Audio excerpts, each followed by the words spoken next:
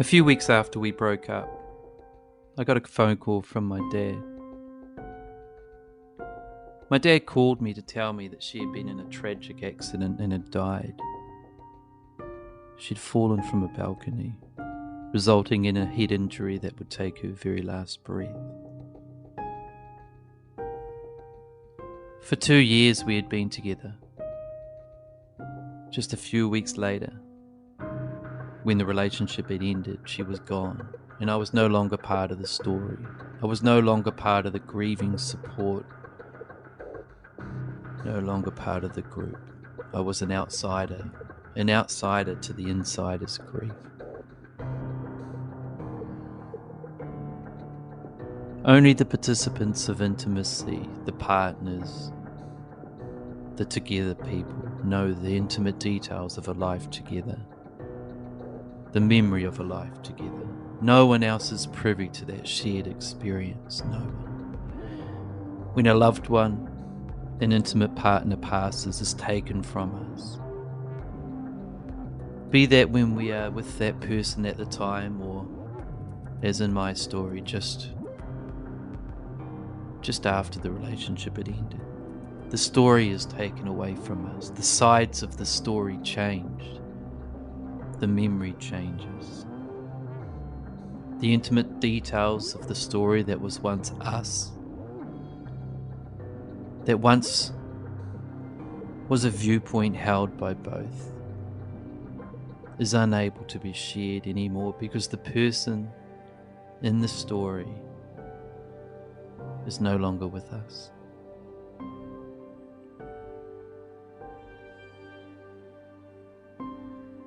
My name is Dr. Michael. This is the 13 Elephants podcast. We have 10,000 followers across social media platforms, and we are growing. Every day we are growing. I thank you all so very much for your support, and I appreciate you all. Please remember to like and subscribe. Help us grow to 100,000.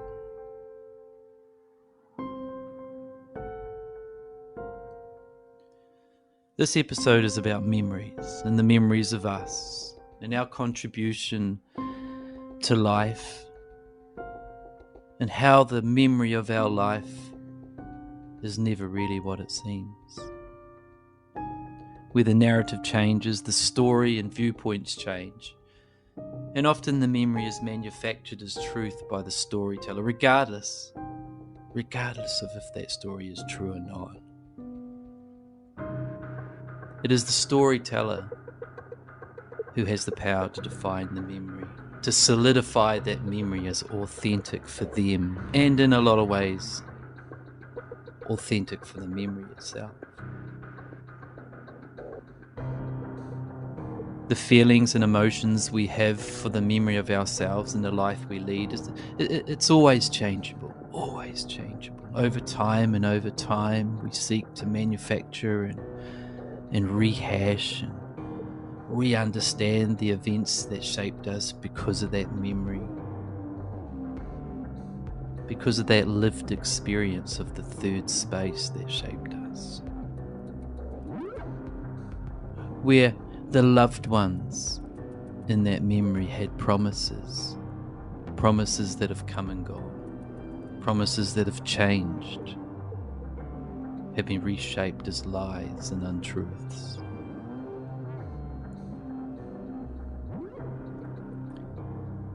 I live in a home with 3 stories, 3 floors. There are 42 steps. 42 steps it takes to get me from the bottom floor to the top floor. And there's a landing in the middle. A landing of rest, let's say. On the landing, on the 2nd floor,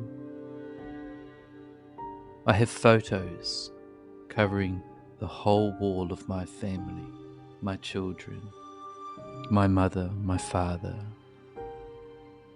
their partners, my grandparents and my great-grandparents. It's only very recently that I've had this opportunity to display these photos. For years they sat in storage boxes. More than 10 years. For 10 years I was unable to put them on the walls. For many reasons. But for 10 years they stayed in storage boxes. Now on that second floor landing, the photos are alive again. They're alive and I see them every day. And it's joyful but difficult. It's difficult. Looking at the photos every day as I walk past them, whether that be going downstairs or upstairs, I'm reminded of the memories, the joyful times looking back at me. But I'm also reminded of the outcome of today because of those memories, where the retelling of the memories has been tainted in some ways. It's not so joyful. Where the retelling differs from person to person, where those people looking back at me present a memory to me that's beautiful, but often is manufactured. I lament the loss. And I wish things to be different often. But how can I remap a memory so beautiful, so real, when the same memory is retold by another in such an unkind or profoundly different way? Very different to how I remember the memory. So different.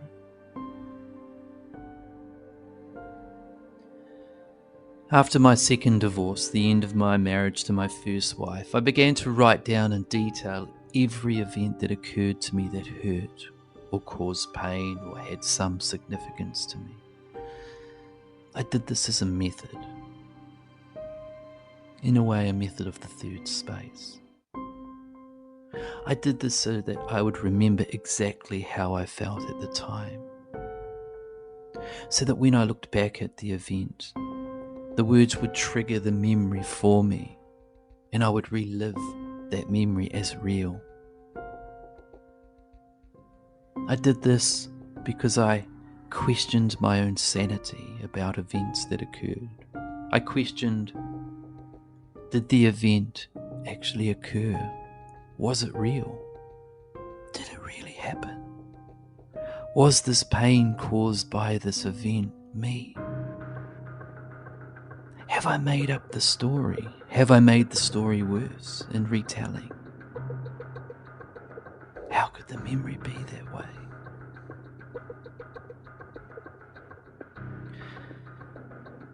I've always believed everything woman told me.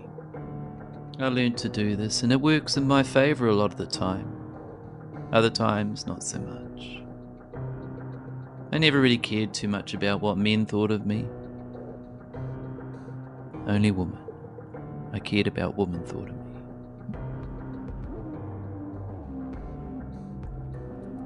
Through 3 divorces, through estrangement, growing old, new loves, past loves, career changes, health, all memories where promises are made, where people are held accountable or choose not to be accountable, where decisions are made and we are retold of the outcomes as different in some way later.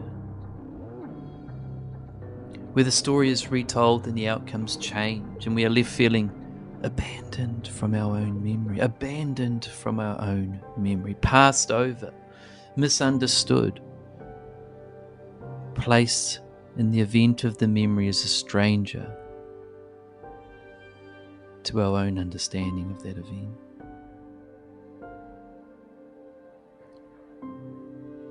The story of us is never really a story of us. It is just what we tell ourselves through mismatched memories of 2 people. The story of you and the story of I offers a space where the lived experience of 2 people exists, where the third space is the only space of truth, where the polarized views of two people differ so very much in the retelling. It is the space in between the retelling of stories that two people share of a same memory where the value lies. Where the truth you and I tell ourselves, whether written down and reread, where the truth you and I tell ourselves of the photograph on the landing of the second floor that looks back at us,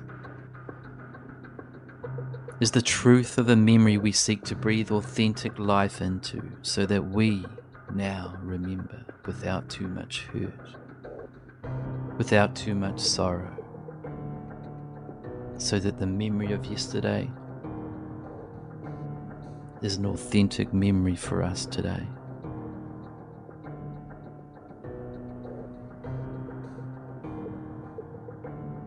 When a person of Māori descent or ethnicity, or a person with some belonging in some way to Te Ao Māori passes away,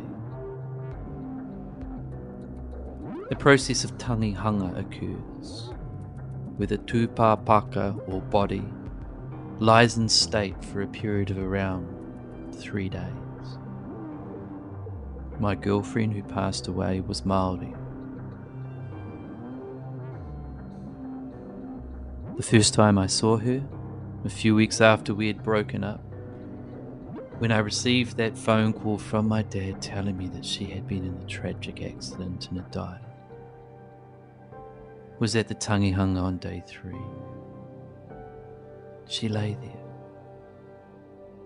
And the memory I have of that event is one of people laughing and sharing in the experience of the person they love so dearly, who now no longer had breath, no longer could laugh, no longer could make any noise. This is a memory that lasts to this day. It is a memory that needs no note. It needs no story about it. It needs no photograph. It needs no retelling in a way that pleases others. It is a memory that is pure to me. But not all memories are like that for me. Most memories have been written or captured in a photograph, read or looked at repeatedly by me as a way to try and understand the memory, the authenticity of the memory for me, the sanity of the memory for me. But memories are cast in shadows. Memories are retold in shadows and often in unauthentic ways, because they have been rehashed. They have to be rehashed by others to try and justify and make sense of the memory for them, so that memory places them in a more palatable space, a no blame space, a manufactured space.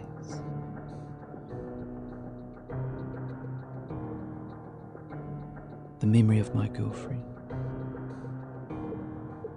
lying there breathless, silenced, with laughter and joy around her. This is the third space lived experience I shall remember. The third space lived experience of my memory of an event, where it is I, the participant and storyteller, the only one left to remember how that memory was for me, because my girlfriend no longer is here to retell that memory. It is me living and breathing the memory into existence today for no purpose, for no self-gain, simply to remember that I remember the memory of that day.